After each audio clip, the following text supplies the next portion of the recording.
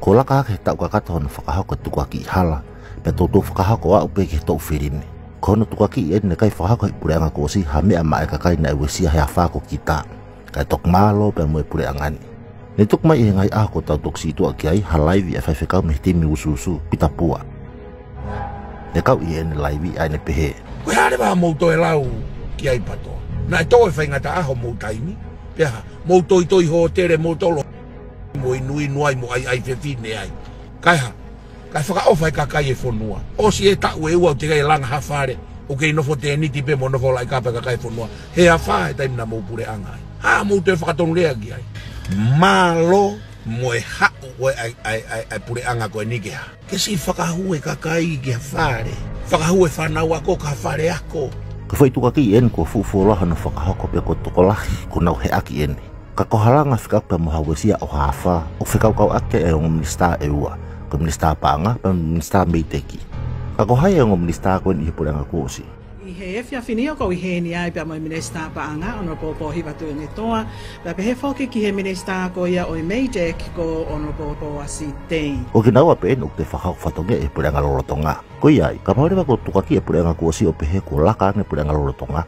O ka tau ia mono tukaki e poastei mo po hiwatu e toa ko hui o laka anga poastei mo po hiwatu e toa. Iyo, o fu whakaore whahinga tukaki i koe ni, pe e whaihen honu whakawete me te whito. O whiataka hene toka ngak himnit whikaua aha monite tahavalu o me wanoa.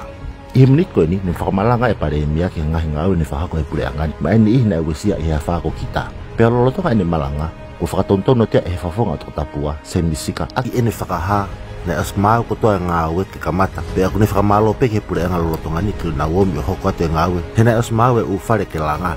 Pena os kakata pe mo mau ko toa e ungawe ke whare ako ke kita ke fosoa ko heavy equipment ke tanu hala. Ne te whakafo ke se misika ko humai pe pure anga ni hokat pe ngawe. Na as whakatoko ya pe mau ko he pure anga ki mua. Ne mahina opi te whakamama ko na se misika pe mo on fok he koe na minista mo i pure anga ku osi. Pe mea li rei pe he pare inda he koe na minista pa anga he pure anga ku osi. Pe te mea li rei pe fok e puastei. He koe pe na e minista ni mo i pure anga ku osi. Kakamea koe na whakaoho vare. Ko me haka e mista ngowe lotu la kepa. O ne whakatontona se misika mo whakahoko e tukuaki na tula tatau, ne whakahoko e whaiwhikau pita pua. E tukuaki e lotu la kepa o pehe, ne kai whakahoko e se misika mo pure ngaku o si hamea, ka ko whenga to ma whaipe. O whaipe whaapapalahi e si tuku ma me ngata anga ne ia whakaukau e no pereni. Ka kai te ne whakatoa ngai, ko nongo kau ngā minista ko puaste mo kohi matu e me toa, ka na whakatou i pure ngaku o si pe. Peka bau ko ne tukuaki a se misika, ko ne te tukuaki whakataha pe mo ki naua foki. Ka guanga whewhe e tau iloi o kuloi e tukuaki ini.